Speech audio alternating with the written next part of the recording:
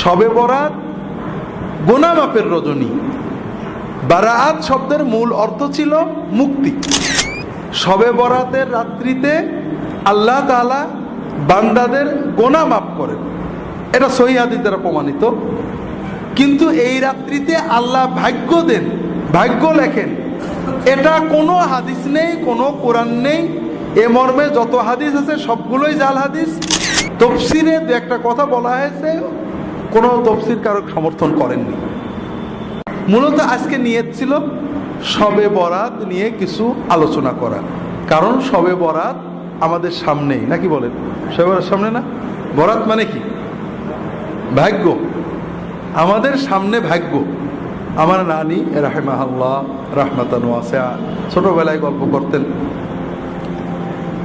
চুটকি আর কি। এক কানা অন্ধ ফকির রাস্তা দিয়ে যাচ্ছে, সামনে একটা গর্ত আছে, তো বাচ্চারা পাশে যে ফকির ফকির বাবা সামনে খানা। আমি আজকে মসজিদে বলছিলাম সামনে খানা, তো ফকির মনে করছে খানা মানে মেজবানি, বলে বাবা বরাত, বাবা বরাত, বাবা ভাগ্যটা আজকে ভালো। এখন ওই বলতে বলতে গর্তের ভিতর পড়ে গেছে বেচারা। আসলে বরাত মানে কি? ভাগ্য। এই ভাগ্য থেকে যত দুর্ভাগ্য। আমরা শবে বরাত সুন্নত, সুন্নতের আলোকে আমরা ঝগড়া দরকার নেই। কোন হুজুর কি করেছেন, আলহামদুলিল্লাহ সব হুজুর ভালো। আমরা রাসূলুল্লাহ সাল্লাল্লাহু আলাইহি ওয়াসাল্লাম কি করেছেন, সাহাবীরা কি করেছেন, এটা আমরা যাচাই করার চেষ্টা করি। আপনাদেরকে গত বছরও হয়তো বলছি, মনে নেই, যেহেতু বছরগুলো প্রসঙ্গ আসে আমরা সংক্ষেপে হলেও জানতে হবে। মুখতাসার হলো, প্রথমত আমরা এখানে সুন্নাত শিখতে আসছি, ঠিক না? সুন্নাত নবীজির সব কিছু। নবীজি যেভাবে বসতেন সেভাবে বসা কি, যেভাবে হাঁটতেন সেভাবে হাঁটা কি, যে শব্দ ব্যবহার করতেন সেটা ব্যবহার করাও সুন্নাত। শবে বরাত শব্দ নবীজি ব্যবহার করেননি, সাহাবীরা করেননি, তাবেঈনরা করেননি। এটা প্রায় 500 বছর পরে তৈরি হয়েছে। আমরা আজকে কেন্দ্রীয় মসজিদে আলোচনা করছি। রাসূলুল্লাহ সাল্লাল্লাহু আলাইহি ওয়াসাল্লাম যে পরিভাষা ব্যবহার করেছেন সেটা কি? লাইলাতুন নিসফে মিন শাবান, মধ্য শাবানের রাত। আমরা চেষ্টা করব এই সুন্নতটাকে জিন্দা করার। শবে বরাত না জায়েজ না, শবে বরাত বলা না জায়েজ না, কিন্তু নিসফে শাবানের রাত বলা, মধ্য শাবানের রাত বলাটা সুন্নত। আমি বললাম কোরআন হাদিসে শবে বরাত বলে কিছু নেই, কারণ শবে বরাত শব্দ নেই। হয়তো আমি একটু পরেই বলবো যে শবে বরাতের রাত্রে আপনারা এই আমল করতে পারেন, আমি আবার শবে বরাত বললাম, তাহলে বোঝা গেল আমার কন্ট্রাডিকশন। একবার বলছি কোরআন হাদিসে নেই, আবার বলছি শবে বরাতে আমল করবেন। আসলে আমরা বলতে যাচ্ছি শবে বরাত পরিভাষাটা ব্যবহার করা কোরআন হাদিসের দিন না। এটা বললে সওয়াব হবে, এটা কোনো দিন না। তবে সমাজে প্রচলন হয়ে গেছে, আমরা অনেক সময় নামাজ বলি, অনেক সময় সালাত বলি, আমরা অনেক সময় রোজা বলি, অনেক সময় সিয়াম বলি। সিয়াম, সালাত এগুলো ইসলামী পরিভাষা। রোজা, নামাজ এগুলো সিয়াম বা সালাতের তর্জমা না, এগুলো আরেকটা পরিভাষা, ফার্সি পরিভাষা, যেটা আমাদের সমাজে আছে। তারপরেও এটার অর্থ আমরা বুঝি সালাত, এটা বলাতে কোনো দোষ নেই। নামাজ বললে, রোজা বললে কোনো দোষ হবে না, কারণ আমরা সবাই বুঝি নামাজ বলতে মুসলমানদের এই সালাত সিস্টেম বোঝানো হচ্ছে। আবার অনেক বিষয় আছে যেটা আরো দূরে, যেমন আমরা অনেক ঝগড়া করি, আমার বিরুদ্ধে সবারই অভিযোগ, আমি মাঝে মাঝে বলি কোরআন হাদিসে পীর বলে কিছু নেই। আবার আরেক জায়গায় বলছি অমুক পীর সাহেব, আমাদের পীর সাহেব এটা বলেছেন। এই দেখো আব্দুল্লাহ জাহান খালি কন্ট্রাডিকশনে কথা বলে, একবার বলছে কোরআন হাদিসে পীর বলে কিছু নেই, আর বলছে আমাদের পীর সাহেব এটা বলেছেন। বিষয়টা ওরকম না। আপনি কথাটা শেষ পর্যন্ত শুনলে কি আছে বুঝবেন। আমি বলবো কোরআন হাদিসে নামাজ নেই কিন্তু সালাত তো আছে, রোজা নেই কিন্তু সিয়াম আছে। এখানে আরেকটু দূরত্ব আছে। এখানে পীর কথাটা ফার্সি, এটা আরবি হলো শেখ, কোরআন হাদিসে পীরও নেই, শাইখও নেই, অর্থাৎ ফার্সিটাও নেই, আরবিটাও নেই। নামাজের ফার্সি নেই, আরবিটা আছে। রোজার ফার্সি নেই, আরবিটা আছে। কিন্তু পীরের ফার্সিও নেই, আরবিও নেই, কিন্তু আছে। এটার একটা মূল সুন্নত কনসেপশন আছে, সেটা হলো সোহবত, সাহেব, সাথী, সাহচর্য। নেককারদের সাহচর্য কোরআন সুন্নাহ নির্দেশিত একটা ভালো আমল। আপনি মসজিদে নামাজ পড়েন, নেককারদের সাথে মেশেন, এটাও সহবত। ইমাম সাহেবের সাথে মহব্বত রাখেন, আলেমদের, এটাও সহবত। আবার নেককার ভালো, যারা সত্যি নেককার, আল্লাহর ভয় আছে, আল্লাহ বলেছেন কুনু মা সাদিকিন, যাদের ইমানের সত্য, লা ইলাহা বলাই সত্য, শিরিক করে না, মুহাম্মদ রাসূলুল্লাহ বলাই সত্য, বিদআত করে না, আমানতু বিল্লাহি বলাই সত্য, সুন্নত মতো আমল করে, তাকওয়াই সত্য, বউয়ের সাথে কথা বলাই সত্য, সমাজে মানে যাদের ভিতরে সত্য প্রতিভাত, যাদের কথা আল্লাহ কোরআনে সূরা বাকারায় বলেছেন, সাদেকিন কারা, ইমানের সত্য, জিহাদের সত্য, তাকওয়াই সত্য, সালাত কায়েম করে, অর্থ ব্যয় করে, জাকাত দেয়, সবর করে, এই কোয়ালিটিগুলো যাদের ভিতরে আছে, এই ধরনের সাদেকিন মুত্তাকিন মানুষদের সাথে সহবতে যাওয়া, বসা, সময় দেওয়া, এটা আমাদের জন্য খুব উপকারী। এটাই পরিবর্তন করে পীর মুরিদি সিস্টেম হয়েছিল। এখান থেকে অনেক শিরিক, কুফর, বেদাত ঢুকেছে। আবার এটার মাধ্যমে দিন প্রচার হয়েছে। এক সময় তাতার যুগের পরে মানুষেরা এই জাতীয় সহবতের মাধ্যমেই দিন শিখত। এটার ভালো মন্দ আছে, কিন্তু যেটা আমরা বলতে চাচ্ছিলাম সেটা হলো, একটা হলো কোরআনে ফার্সি নেই, আরবি আছে। যেমন নামাজ নেই, সালাত আছে, কি বলে রোজা নেই, সিয়াম আছে।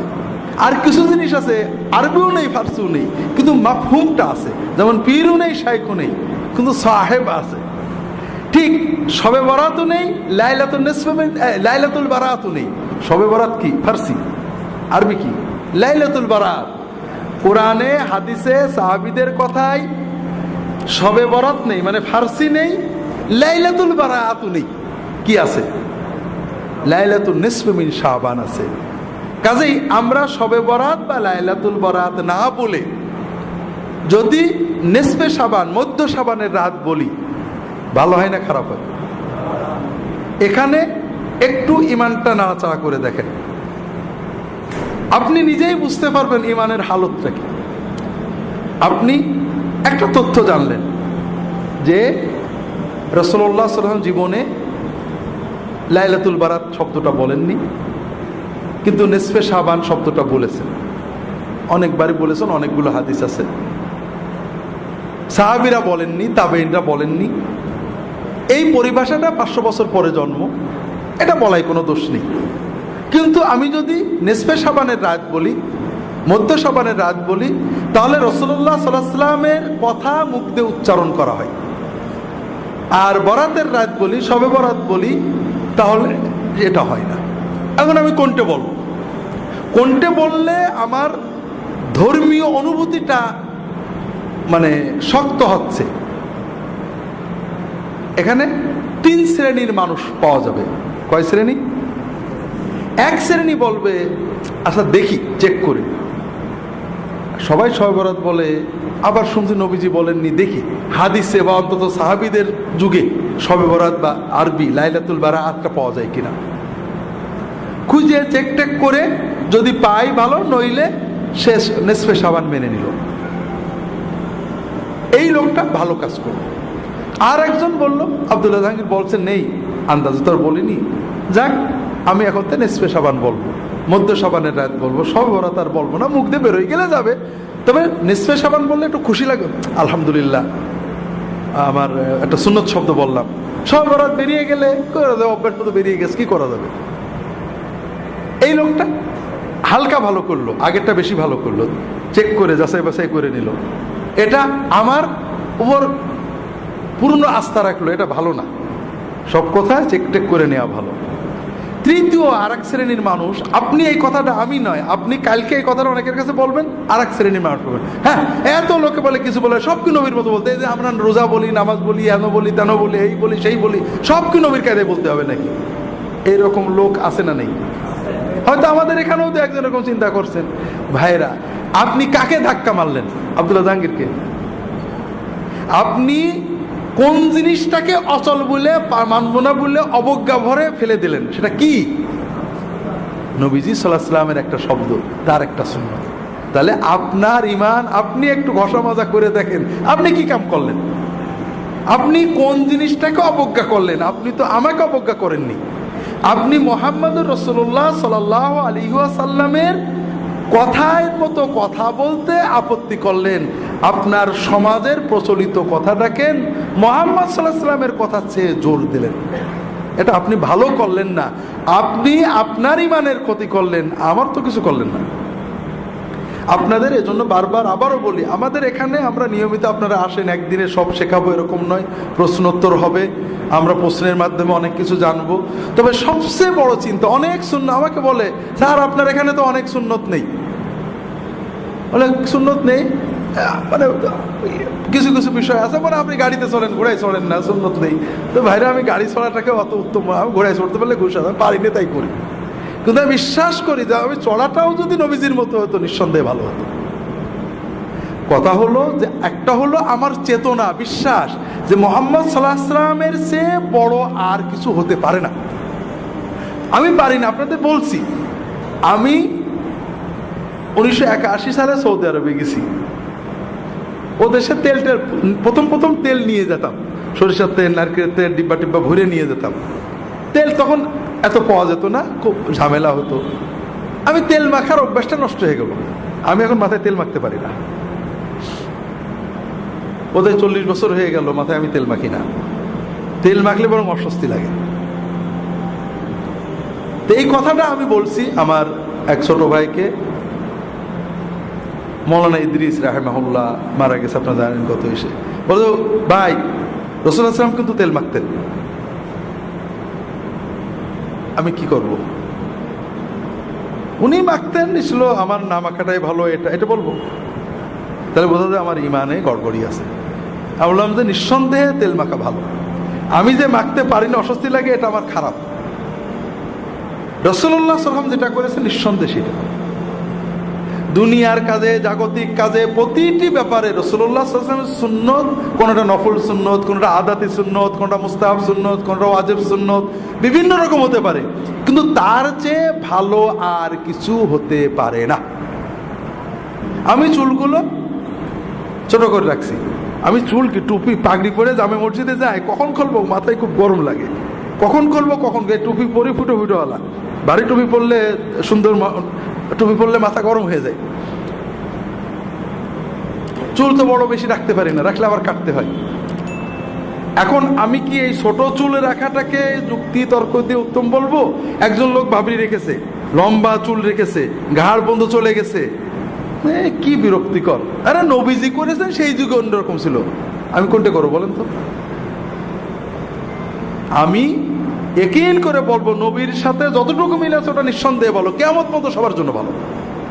আমি করতে পারছি না সেটা ভিন্ন কথা, আমি পালন করতে পারছি না, এটা আমি একটা অসুবিধার জন্য পারছি না, কিন্তু আমি উত্তম মনে করব, ভালো মনে করব কোন জিনিসটাকে, যেটা রাসূল সহিভাবে প্রমাণিত।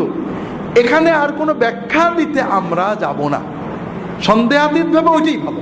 আমি রাখতে পারছি না ভিন্ন কথা, আমি আমার ওজোর আছে, এটা নফল সুন্নত, মুস্তাহাব সুন্নত, আদাতি সুন্নত, অর্থাৎ জাগতিক সুন্নত। রাসূল তাকিদ দেননি, নির্দেশ দেননি, অথবা গুরুত্ব দেননি, তিনি করেছেন, এটা না করলে গুনাহ হবে না। কিন্তু আমি যত যুক্তি তর্কই দিই, এমন জায়গায় যেন না যাই যে নবীজিরটা ছোট হয়ে করে ফেলার কায়দায় চলে যায়। এটা হলো সবচেয়ে ভয়ঙ্কর কথা। আমরা কি করি, দুই গ্রুপই একই রকম। কিছু মানুষ আমরা বলি নবীজি করেননি, তাতেই কাজেই বেদাত। নবীজি করেননি বলেই বেদাত হয় না, নবীজি করেননি কাজে ওটা দিন না, ওটা সুন্নত না। সুন্নতকে দিন মনে করাই, নবীজি করেননি সেটাকে দিন মনে করা বেদাত।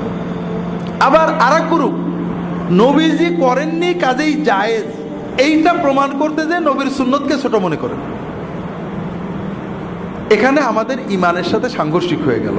কাজে প্রতি ক্ষেত্রে আপনারা যেটা সবসময় লক্ষ্য রাখবেন, রাসূলুল্লাহ সাল্লাল্লাহু আলাইহি ওয়াসাল্লাম থেকে কোনো সুন্নত, সেটা ফরজ সুন্নত, মুস্তাহাব সুন্নত, নফল সুন্নত, যাই হোক না কেন, যেটা বর্ণিত হবে তার বিপরীতে আপনার যুক্তি দেবেন না।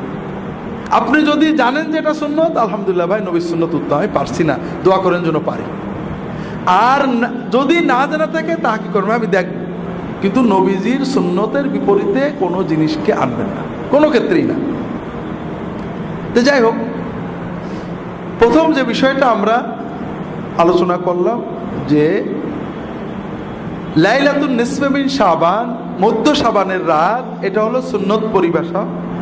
আর শবে বরাত, লাইলাতুল বারাত, এটা সুন্নত নয়, এটা পরবর্তী যুগে অনেক পরে, 500 বছর পরে প্রথম আপনি রাসূলুল্লাহ সাল্লাল্লাহু আলাইহি ওয়াসাল্লাম, সাহাবী, তাবেঈন, তাবেঈন, ইমাম আবু হানিফা, শাফি, মালিক, আহমদ ইবনে হাম্বল রাহিমাহুল্লাহ, কারোর যুগে পাবেন না।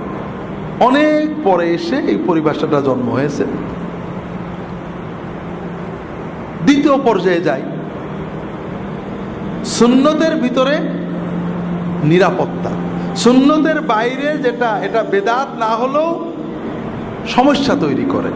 যেমন শবে বরাতের ভিতরে আমরা যখন মধ্য শাবানের রাত, এটা কোনো আলাদা উত্তেজনা তৈরি করে না, কিন্তু যখনই আমি বলবো শবে বরাত, তখন আমাদের ভিতরে একটা নির্ধারিত কনসেপশন তৈরি হয়, এটা ভাগ্য রজনী, এটা মুসলমানদের ভাগ্য রজনী। এই যে ধারণা দিচ্ছে এটাও ঠিক না। শবে বরাত গোনা মাপের রজনী। বারাত শব্দের মূল অর্থ ছিল মুক্তি। আরবিতে যে বারাত, আমরা বাংলায় অর্থটা পাল্টে বরাত ভাগ্য হয়ে গেছে, কিন্তু আরবিতে বারাত মানে মুক্তি। শবে বরাতের রাত্রিতে আল্লাহ তাআলা বান্দাদের গোনা মাফ করেন, এটা সহিহ হাদিস দ্বারা প্রমাণিত। কিন্তু এই রাত্রিতে আল্লাহ ভাগ্য দেন, ভাগ্য লেখেন, এটা কোনো হাদিস নেই, কোনো কোরআন নেই। এ মর্মে যত হাদিস আছে সবগুলোই জাল হাদিস। তফসিরে দু একটা কথা বলা হয়েছে, কোনো তফসির কারো সমর্থন করেননি। তাহলে মধ্য শাবান বললে যে সুন্নত চেতনা আসে, শবে বরাত বা ভাগ্য রজনী বললে আমাদের ভিতরে যে চিন্তাটা আসে এটা আসলে ঠিক না। এরকম অনেক ক্ষেত্রে আছে। যেমন কোরআন হাদিসের পরিভাষা হলো ঈমান, আর তাবেঈনদের যুগ থেকেই, তাবেঈনদের যুগ থেকে পরিভাষা হলো আকীদা। ঈমান বললে ঝগড়া হয় না, ওর ঈমান খারাপ এ বলে না, ওর আকীদা খারাপ। যদিও তাবেঈনদের যুগ থেকে আকীদা পরিভাষাটা ব্যবহার করা হচ্ছে, তারপরে ঈমান পরিভাষার ভিতরে যত প্রশস্ততা আকীদার ভিতরে তা নেই। তাসাউফ, তাসকিয়া, রাসূলুল্লাহ সাল্লাল্লাহু আলাইহি ওয়াসাল্লাম, সাহাবী, তাবেঈন, তাদের পরিভাষা ছিল তাসকিয়া, আত্মশুদ্ধি। আমরা বলি তাসাউফ। তাসকিয়া শব্দের ভিতরে যত প্রশস্ততা, উদারতা, সুন্নাহমুখিতা আছে, তাসাউফ বললে মনে হয় ভিন্ন কোনো একটা বোধহয় শাস্ত্র, এরকম মনে হয়।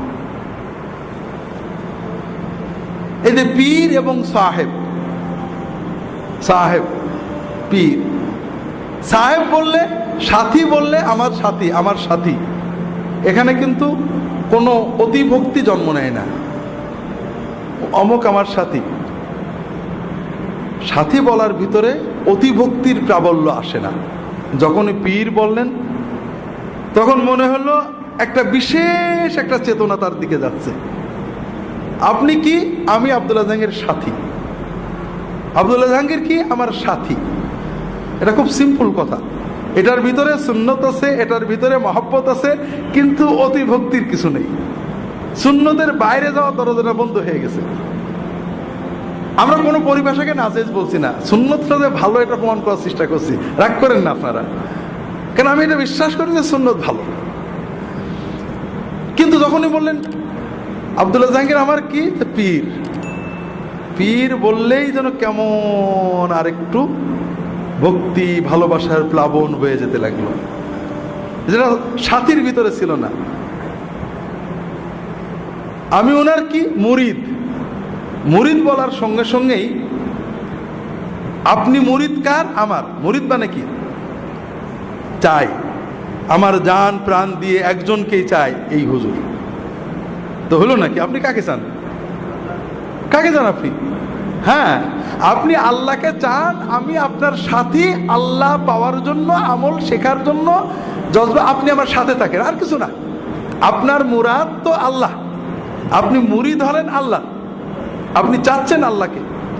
পরিভাষা তৈরি হয়ে গেছে, হাজার হাজার লক্ষ লক্ষ দিনদার মানুষেরা বলেছেন সব ঠিক আছে, আমরাও বলি, ব্যবহার করি। কিন্তু আমরা ব্যবহার করে করে 1 কোটি মানুষে ব্যবহার করার কারণে মুহাম্মদ সাল্লাল্লাহু আলাইহি ওয়াসাল্লামের ব্যবহারে সেটা দামি হয়ে যায় কিনা? হবে। 100 কোটি লোকে ব্যবহারের কারণে কি সেটা রাসূলুল্লাহ সাল্লাল্লাহু আলাইহি ওয়াসাল্লামের ব্যবহারে সে দামি হয়ে যাবে কিনা? না। তো যাই হোক, আমরা লম্বা করব না। শবে বরাতের আমল, শবে বরাতের 3টে বিষয় বোঝেন। একটা হলো শবে বরাতের রাত্রিতে, অর্থাৎ আবারও বলছি, শবে বরাত বলছি, আপনারা রাগ করেন না, নিসফে শাবানের রাত্রিতে, মধ্য শাবানের রাত্রিতে আল্লাহ তাআলা বান্দাদের গুনাহ মাফ করেন। এটা সহিহ হাদিস। ইন্নাল্লাহা লা ইয়াতালিউ ফি লাইলাতিন নিসফি মিন শাবান ইলা ইবাদি ফায়াগফিরু লিজামিই খালকিহি ইল্লা লিমুশরিকিন আও মুশাহিন।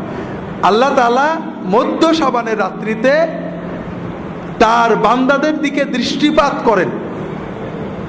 আল্লাহ মধ্য শাবানের রাত্রিতে তার বান্দাদের দিকে দৃষ্টিপাত করেন। তখন তিনি 2 শ্রেণীর মানুষ ছাড়া সকল শ্রেণীর সৃষ্টিকে মাফ করে দেন। যাদের ভিতরে শিরক আছে এবং যাদের ভিতরে হিংসা আছে, এই হিংসা এবং শিরক যাদের আছে তাদের ছাড়া বাকি সকল মানুষকে আল্লাহ মাফ করে দেন। তাহলে শবে বরাত হলো একটা কমন বোনাস। আপনি যদি এই রাত্রিতে ঘুমিয়ে থাকেন, জেগে থাকেন, কিন্তু আপনার অন্তরে শিরক নেই, আপনার অন্তরে হিংসা বিদ্বেষ নেই, ইনশাআল্লাহ আপনার নসিবে এই আল্লাহর বোনাসটা এসে যাবে। আপনার অ্যাকাউন্টে আপনার বোনাস জমা হয়ে যাবে। কথাই বুঝতে পেরেছেন? এখন দ্বিতীয় বিষয় হলো আমরা কি করব, আমরা আমল করব কিনা। আমল না করলে, ঘুমিয়ে থাকলেও আপনি বোনাস পাবেন। এ ব্যাপারে সহিহ হাদিস পাওয়া যায় না, কিছু জয়ীফ হাদিস আছে। 2টো আমল পাওয়া যায় জয়ীফ হাদিস দ্বারা, বা 3টে আমল পাওয়া যায়। একটা হলো কবর জিয়ারত, আর একটা হলো দোয়া, আর একটা হলো সালাত। এই বিষয়ে যতগুলো হাদিস আছে সবই জয়ীফ।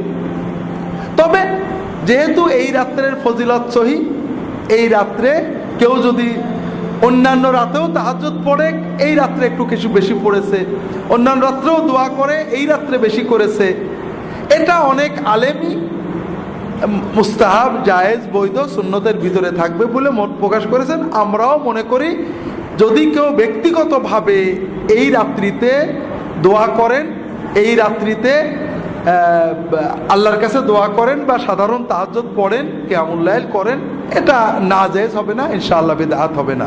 3টে কারণে। একটা হলো সুন্নত দ্বারা ফজিলত প্রমাণিত।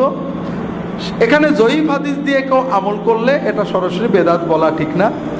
তাবেঈনদের যুগ থেকে কোনো কোনো তাবেঈ এই রাত্রে ইবাদত করেছে।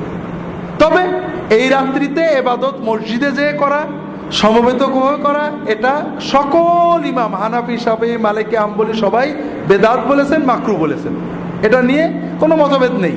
এই রাত্রি ইবাদতের জন্য মসজিদে যাওয়া, দলবদ্ধ হওয়া, সুন্নত ইবাদতও দলবদ্ধ হয়ে করা, এটা বেদাত বলা হয়েছে এবং মাকরু বলা হয়েছে। হানাফি ফিকহের সব কিতাবই পাবেন। তৃতীয় হলো এই রাত্রিতে ভাগ্য লেখা হয়, এই মর্মে যত কথা আছে সবই জাল কথা। চতুর্থ হলো এই রাতের পরের দিনে রোজা রাখা। আমাদের সমাজে প্রচলন আছে এই লাইলাতুন নিসফে মিন শাবানের পরের দিনে রোজা রাখার ব্যাপারে 2টো হাদিস আছে, দুটোই জাল পর্যায়ে। তবে শবে বরাতে রাসূলুল্লাহ বেশি রোজা রাখতেন, 1 তারিখ থেকে 15 তারিখ পর্যন্ত রোজা রাখতেন। আর 13, 14, 15 রোজা রাখা তো নিয়মিতই সুন্নত। কাজেই যারা রোজা রাখতে চান 13, 14, 15 রাখবেন। সব মাসেই রাখার চেষ্টা করবেন। শাবানে যেহেতু রাসূলুল্লাহ বেশি রাখতেন, আপনারা রাখতে পারেন। মধ্য শাবানের রাত বা শবে বরাত বিষয়ে শেষ কথাটা বাদ রয়ে গিয়েছিল। সেটা হলো আমরা বুঝলাম রাতটার সুন্নত নাম হলো মধ্য শাবানের রাত, আর এই রাত্রি হলো আল্লাহ তাআলা বান্দাদের মাফ করেন। এই রাত্রিতে নেক আমল করার ব্যাপারে কোনো সহিহ হাদিস পাওয়া যায় না। আল্লাহর মাগফিরাতের সহিহ হাদিস আছে, তবে দোয়া করা, সালাত আদায় করা, কবর জিয়ারত করা, এ সকল বিষয়ে জয়ীফ হাদিস আছে। কেউ যদি এগুলো ব্যক্তিগত আমল করেন, এটা সুন্নাহ বিরোধী নয়। তবে এই রাত্রিতে রুটি খাওয়া, উৎসব করা, বাতি জ্বালানো, এরপরে মসজিদে সমবেত হয়ে ইবাদত বন্দেগী করা, এগুলো বিদআত। এবং প্রায় ফিকহের সকল কিতাবে, হানাফি মাযহাব, শাফিঈ মাযহাব, বিভিন্ন কিতাবে বারবারই এই ধরনের কাজগুলোকে বিদআত বা মাকরুহ লেখা হয়েছে, মাকরুহ তাহরিমি লেখা হয়েছে। এখানে একটা বিষয় খুবই জরুরি, সেটা হলো আমরা রাসূলুল্লাহ সাল্লাল্লাহু আলাইহি ওয়াসাল্লাম এবং সাহাবীদের জীবনে শবে বরাতের, সাহাবীদের আবু বকর, ওমর, ওসমান, আলী রাদিয়াল্লাহু তাআলা আনহুম আজমাইন, খোলাফায়ে রাশিদিনের যুগে দেখেন শবে বরাতের কোনো হাদিস পাবেন না। পুরো ইসলামের ইতিহাসে ইবনে কাসির, তবারি, মানে রাসূলুল্লাহ সাল্লাল্লাহু আলাইহি ওয়াসাল্লামের হিজরত থেকে সাহাবী তাবেঈনরা মসজিদে সমবেত হয়েছেন, অথবা আবু বকর, ওমর, ওসমান তারা এই রাত পালন করেছেন, এরকম কিছু পাওয়া যায় না। এর একটা বড় কারণ হলো ইসলাম আমাদেরকে জীবন ঘনিষ্ঠ ধর্ম দেয়, বতুরে না। আমরা শবে বরাতে কি জন্য গুরুত্ব দিই? এই রাত্রিতে আল্লাহ দোয়া কবুল করে, এটাই তো মূল, নাকি বলেন? এটা মূল না যে আমরা হুজুররা ওয়াজ করেছেন এই রাত্রে সন্ধ্যা থেকে আল্লাহর পক্ষ থেকে ঘোষণা দেওয়া হয় যে দোয়া করবে, কবুল করবে, এরকম আছে না? এই হাদিসটা জয়ীফ। তবে আমরা আশা করি এই রাতে দোয়া কবুল হবে। একাধিক হাদিস রয়েছে, সহিহ মুসলিম এবং অন্যান্য কিতাবে সহিহ হাদিস রয়েছে যে প্রতি রাত্রে রাতের যখন প্রথম 1/3 পার হয়ে যায়, রাতের প্রথম 1/3 পার হয়ে যায়, তার মানে 3 থেকে 4 ঘন্টা রাত হয়ে যায়। বর্তমান সময়ে আমাদের সন্ধ্যায় 7টায় ফজরের আজান হয়, ফজরের নামাজই হয় 5টায়, 4টায় ফিরে আজান, 3টে, এই 7টা, 8টা, 9টা, 10টা, 11টা, 12টা, 1টা, 2টো, 3টে, 4টে, 9 ঘন্টার রাত। তাহলে 1/3 মানে 3 ঘন্টা, 8টা, 9টা, 10টা, রাত 3 সাড়ে 3 ঘন্টা, তার মানে 10টা, সাড়ে 10টা। যখন রাত বড় হয় সন্ধ্যাও আগেই। যখন রাতের প্রথম 1/3 পার হয়ে যায়, আল্লাহ তাআলা সুবহানাহু ওয়া তাআলা প্রথম আসমানে নেমে আসেন। আল্লাহ তাআলার পক্ষ থেকে ঘোষণা দেওয়া হয় যে কে আসো দোয়া করবে, আমি তার সকল দোয়া কবুল করব। কে আসো আমার কাছে সাহায্য চাবে, আমি তাকে সাহায্য করব। কে আসো গুনাহ করেছো, গুনার মাপ চাও, আমি তোমার গুনাহ মাফ করে দেব। ওয়াযালিকা কুল্লা লাইলা, প্রতি রাতেই এই দোয়া, এই সুযোগ আল্লাহ দিতে থাকে। তাহলে আমরা যদি প্রতি রাতেই রাত 10টা, সাড়ে 10টা বেজে গেলে ঘুমানোর আগে 2-4 রাকাত নামাজ পড়ে আল্লাহর কাছে মন খুলে দোয়াটা করে শুই, তাহলে কিন্তু আমাদের প্রতি রাতই শবে বরাত হয়ে যায়। কথাটা কেমন বুঝতে পেরেছেন? আর এটা হলো ইসলামের মূল শিক্ষা, যে আপনি প্রতি রাতেই আল্লাহর কাছে কিছু চান, কারণ আপনি সারা বছরের চাওয়া একবারে চাওয়া যায় না ভাই। প্রতি রাতে আপনার নগদ যা আছে আল্লাহর কাছে চান, আল্লাহর কাছে মনের আবেগ জানান, আল্লাহ কবুল করবেন, আপনার জীবনটা আল্লাহমুখী হবে, আল্লাহর সাথে সম্পর্ক ঘনিষ্ঠ হবে।